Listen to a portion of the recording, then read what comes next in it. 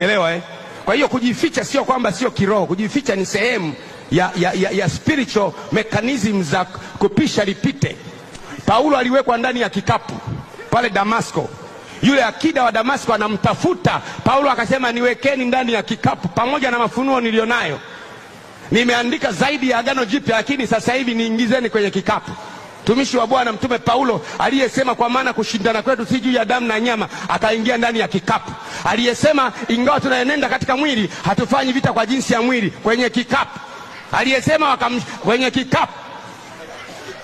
Na aliposhushwa kwenye kikapu, hakushushwa kwenye kikapu eti akaanza kuangalia tena kwamba jamani nikemee. Kushushwa kwenye kikapu na kukimbia ndio saa ya namna hiyo. Waachie ambao waliandaliwa na Bwana kwa ajili ya haya mambo. Kila mziki una beat yake, na kila mziki una key yake.